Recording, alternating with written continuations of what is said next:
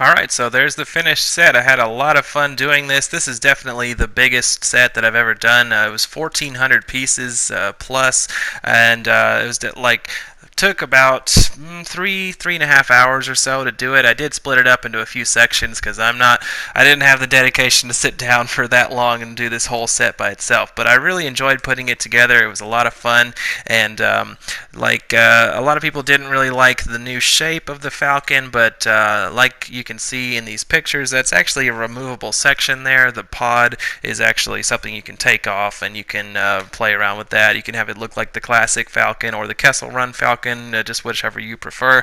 But I really like the shape, and I think this set overall is really cool. So let's get into some of the features here. The first thing that you're going to see here is the Dejark table, which I think turned out really nice. You can have all the people sitting around it playing a game, and I think that the Dejark table itself looks really cool. It's a very awesome piece. It's a printed piece, which I always prefer.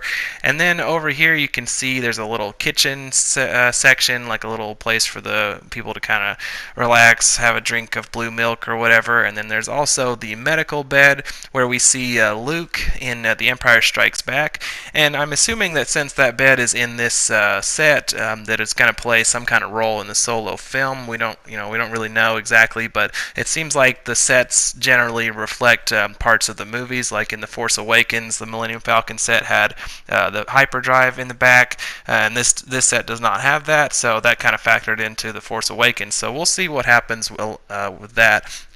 But over here on the other side, we can see kind of a little engine slash storage area here. There's these little gray boxes, and those actually open up, and you can put things inside them, which is kind of neat. But aside from that, there's also a gunner's section right up here. There's the gun on the top of the Falcon. There's another one on the bottom as well. But this is probably one of my favorite parts of the set right here, because you can actually open up this gunner port right here, and you can have two minifigs sit down inside that. And I think that's really awesome, because it's really satisfying to like put them down in there. It's such a perfect fit, so I really enjoy that. Another cool feature on this set is the spring-loaded lasers that come out of the front. Those have been on a lot of the newer Star Wars sets that have come out in the last few years. They used to do those flick-fire laser missiles, and I really didn't like those, so I'm glad they switched over to the spring-fire ones, and it's cool to see them in this set. This set also had some really awesome minifigs. I'm pretty pleased with all of them. I think they all turned out really cool. I think especially Han Solo and Lando turned out really cool. Lando's cape is pretty awesome. I think it's neat. I've never seen one like that actually folds over and has kind of like the collar on it, so that's pretty cool. I think Han Solo has really good printing on him, especially like his torso and legs. I like how the belt comes down, and that looks pretty cool. Chewbacca, he looks pretty cool as well. I like that he has kind of that unique bandolier instead of just the regular one that goes across his shoulder. He has the two straps there, so I think that's pretty cool, and that's also, I believe, an exclusive minifig to this set, so that's pretty awesome as well. The other one's Kira. She's pretty cool. It's not a very unique figure, but she does have some good features on there. I think she looks pretty good. And the other ones here, we have the Kessel Operations Droid. He's that red guy there, and he looks really awesome as well. His printing's very good. And the DDBD Droid, he's really unique. I've never seen one like this. I think he's going to be pretty cool to see in the movie. I like how he has like the little legs that are just instead of like the rolling that R2-D2 does. So that's pretty cool as well. And then the other minifig here that we have is Kay Tulsite. And she's, she doesn't have a whole lot of function to her, but I think she looks really cool as a minifig.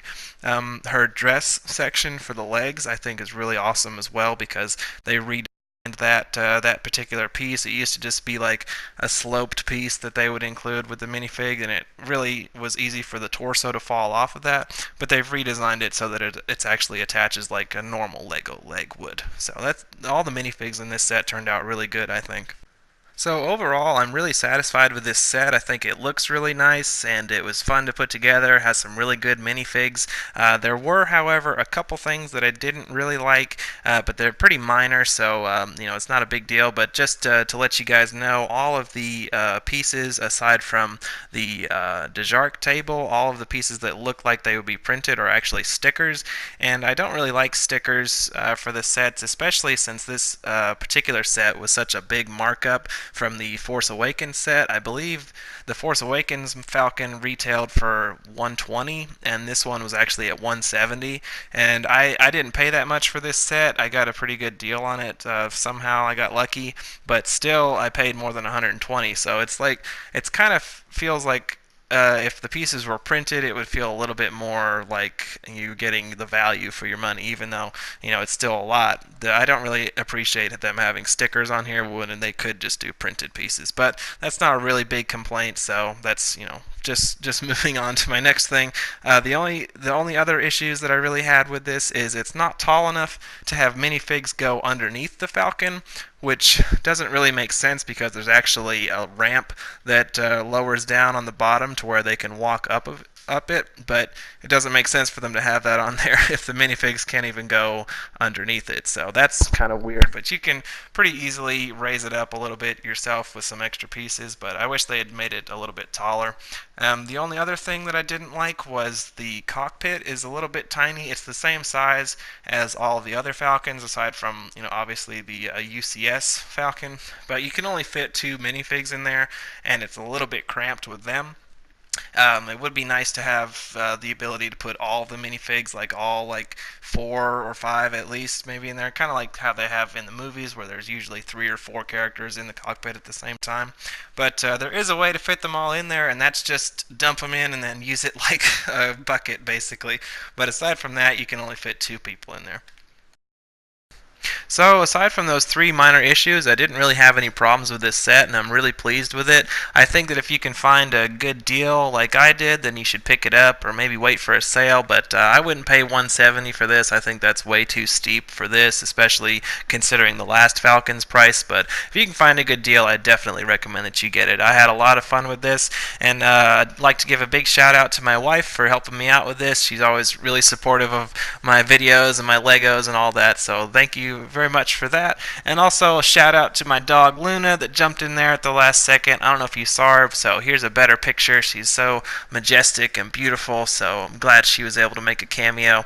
And I hope that you guys enjoyed this video, and I hope that you'll join me next time for some more Legos. I'm definitely going to be doing more of these on the channel, and I've got some other sets saved up. You can probably see in the background that I'm going to be doing more videos on. So I hope that you guys enjoyed this, and if you have this set, let me know what you think about it. And if you have any of the other sets that released alongside of Solo, let me know what you think of those.